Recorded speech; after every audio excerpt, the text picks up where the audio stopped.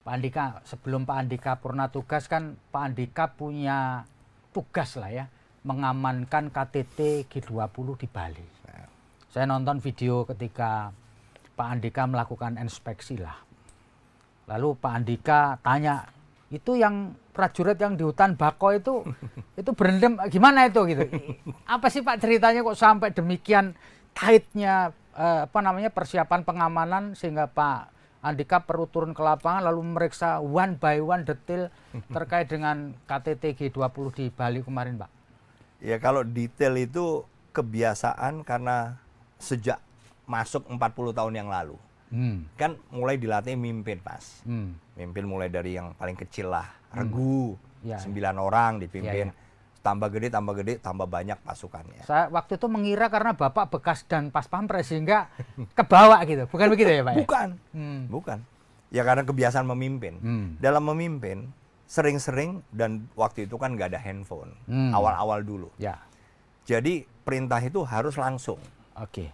Langsung saja, karena latar belakang pendidikan prajurit kita kan beda-beda, Mas. Ya. Ada, ya mungkin setingkat SMA sama, tapi ada yang SMK. Ya. Ada yang MAN waktu itu ya. Jadi begitu beragam. Ya. Karena beragam, tingkat pemahaman atau penangkapan juga kecepatannya beda. Ya. Jadi kita ngomong gini, dari 9 anak buah kita 5 paham, yang 4 belum tentu. Ya. Gitu loh, Mas. Dan karena pengalaman lah yang mengajarkan saya harus detail. Ya. Nah, jadi pada saat G20 itu kan sudah dari awal prosesnya, direncanakan dulu.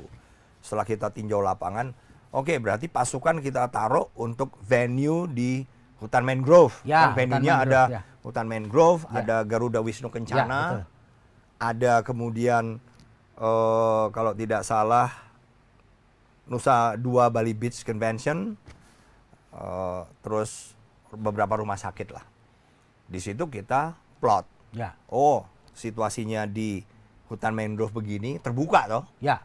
Terbuka itu semakin rawan, Mas. Oh gitu ya? Iya. Karena kalau di dalam gedung masih lebih enak. Ya. Kalau di luar, outdoor ya? Outdoor lebih bahaya. Apalagi nggak ada gedung. Ya. Mangrove kan berarti rata aja tuh, Mas. Betul. Orang jauh pun dia bawa sniper bisa. Gitu loh. Nah, sehingga kita harus tentukan plottingnya, posisi pasukan. Nah, kebetulan di hutan mangrove itu kan justru yang punya jalur jalan itu sedikit.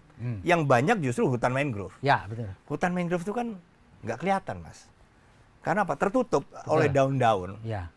Nah, padahal di situ juga ada akses langsung dari laut lepas. Nah, saya nggak mau ambil resiko. Ya, di hutan mangrove itu harus ada titik-titik. Tiap kalau nggak salah jarak 50 meter ada pos. Dan kita masuk posisi, itu kan hari H-10. Sudah masuk posisi, Mas. Nggak bisa. Gitu ya? Oh iya. Nggak bisa kita tunggu sampai hari H, nggak bisa. Nggak boleh ya, Pak? Nggak boleh. Karena kita harus sudah masuk sehingga bisa ada pengawasan. Ya. Walaupun masih 7 hari lagi, siapa yang keluar masuk sini harus mulai kita periksa. Nah, masalahnya kalau hutan mangrove itu kan pasang surut ya. Betul. Begitu pasang ya terendam. Hampir setengah. Pohon itu setengah terendam, Mas. Ya. Begitu surut ya nggak pernah kering lah. Ya. Pokoknya intinya pasti ada air. Nah, karena pengalaman dulu, Mas. Dulu waktu kita latihan komando, itu kan ada materi survival di Cilacap. Itu di hutan bakau, mangrove. Ya. Itu kita membangun, ya pokoknya batang-batang kayu diikat jadi satu, ceper gitu, supaya kita bisa duduk. Oh, oke. Boro-boro tidur, pokoknya untuk duduk. Karena kalau enggak kan ya gandol terus. Ya. Bayangin kalau 3 hari gandol terus kan, begitu tidur jatuh kita. Ya, betul. Nyemplung. Ya. Itu pengalaman juga. Jadi memang prajuritnya di situ itu harus standby meskipun dia harus terendam oleh air laut ya, Pak? Oh iya.